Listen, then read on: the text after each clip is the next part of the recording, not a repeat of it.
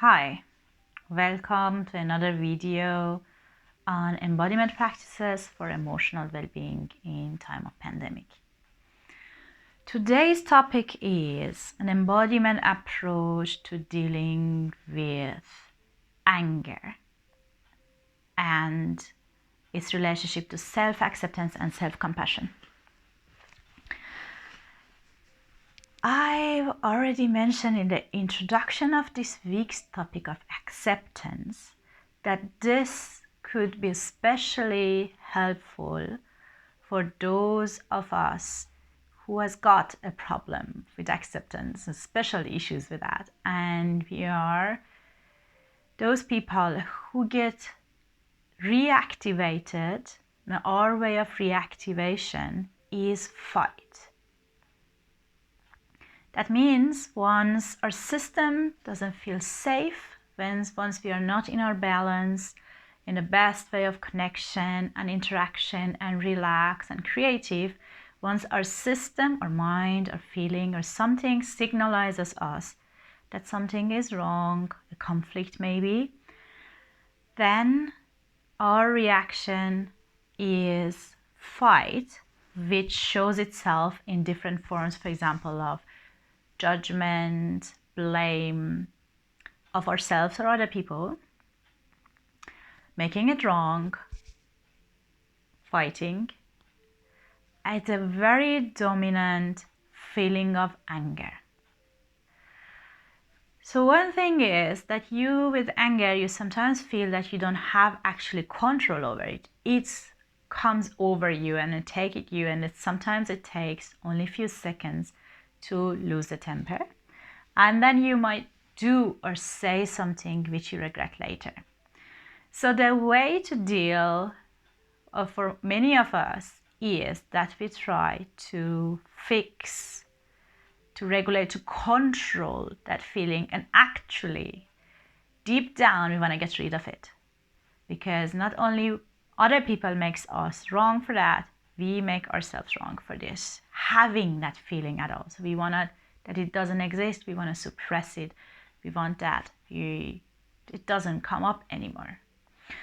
But I don't know about you, but many different methods of this way to try to fix it doesn't really work, because it's one wisdom that says what you resists persists.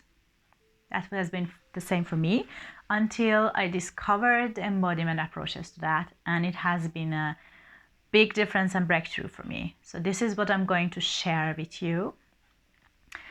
That approach comes up in many embodiment practices. However, I like the name Tara Blash gave it to this concept. In her book of Radical Acceptance, she calls it the rain process, which I like it because it's also the water is the topic of our this week, and rain is actually a short form for R for recognize, A for allow, I for investigate, and N for nurture.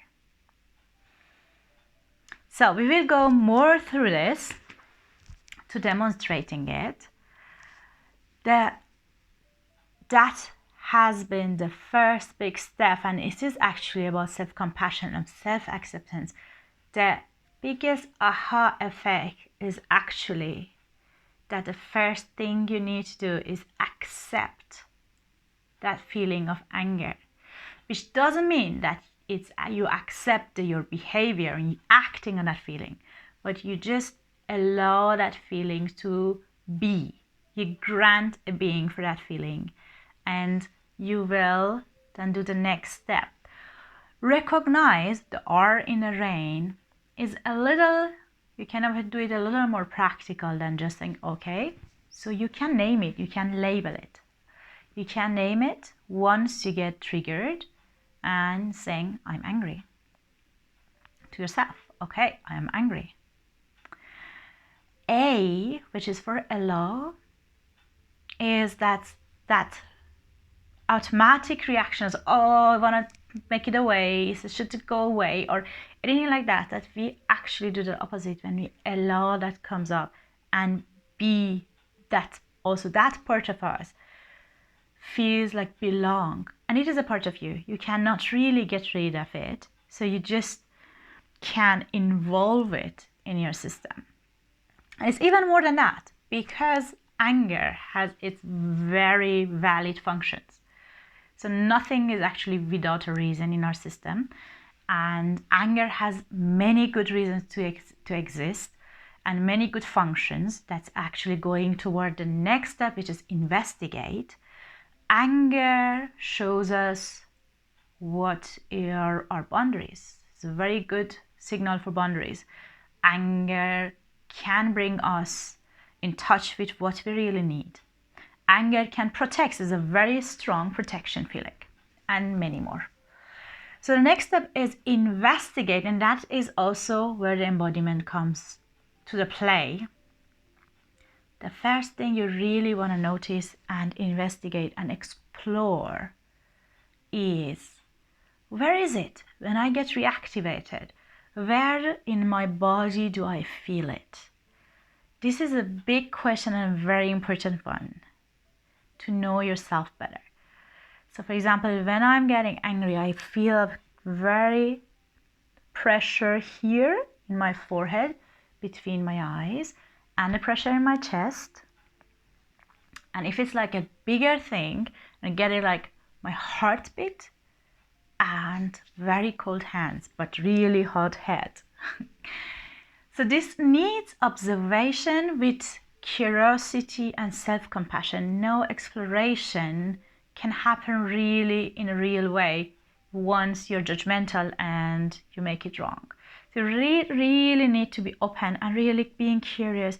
Where do I feel it? And even more.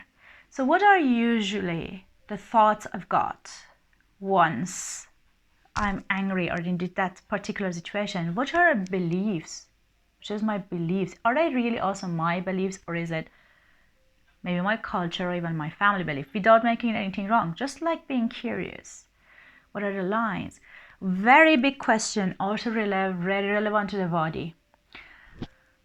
Anger usually protects more vulnerable feelings in us, like fear, sadness sometimes, or guilt or shame, or anything else. So if you could come in touch with what is behind it, what your anger tries to protect, that is a very huge step, because that vulnerable feelings are those which were not heard, and they really want to be heard. And once they get in listening, the anger doesn't feel the urge to protect them, because they can talk for themselves. And of course, many more. So there are also, the anger sometimes points out to childhood wounds and more deeper stuff.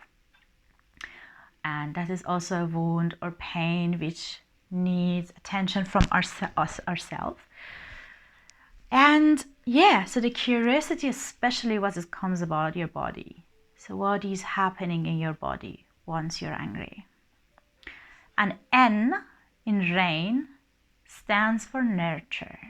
Once you realize those parts of your body, you can give them your compassion and love.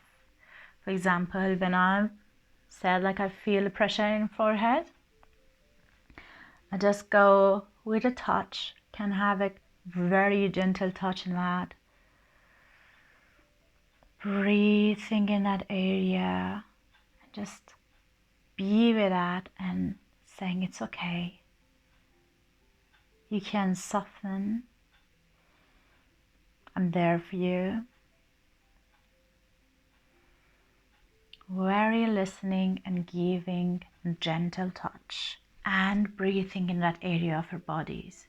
This is something we can do even if you have like feelings of awkward feeling, but I don't like that part of me. Still, your body is carrying a lot for a really long time, this all pressure and tensions. And this is what you can give to your body.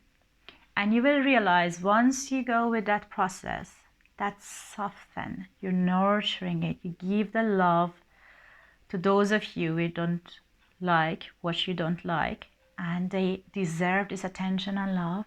And once you do it, it softens up. Not only your body, once your body is not in that tense moment, it cannot react and talk the same way. But this is actually not what I want you to take from this video, because at the end of the day, that the reason, the purpose of the process is not to get rid of it, which that comes as a side effect, but to accept and being compassionate with all parts of ourselves, inclusive the anger or icky parts or shame and guilt. And this is not only good for our emotional well-being, but also really for physical health. And once you can give acceptance yourself, that is also way easier to accept other people. I know it has been a lot conceptual in that area, and I really invite you to explore it in really tangible way. Take an example from your own life, last time you were angry, possibly not a very huge example, and so not that's like getting overwhelmed, but something you can relate to, is very concrete example from your life, and then go through the rain, the steps, and try also, you can do it also a little direction of regulation. Once you figure out about the body sensation of the anger in your body, you can play with them. How would it look like if it's like a dialing up and dialing down a little, that body sensations? Once I feel, for example, pressure here, I can imagine how would a dialing up of this sensation would look like in my body, which would be then more pressure and tension, and what is a dialing down would look like. So this could be also a little opening with playing with that. But I can imagine that many of these concepts might be new for you, and it's usually also needs guidance, and sometimes in the areas of allowance and exploration and nurturing, it will be very helpful if someone is together with you doing these exercises. So if something comes up for you, if you have any questions or sharing, or you need more deeper guidance in that area, please reach out. I will be there for you. Stay safe and keep your dance with the waves.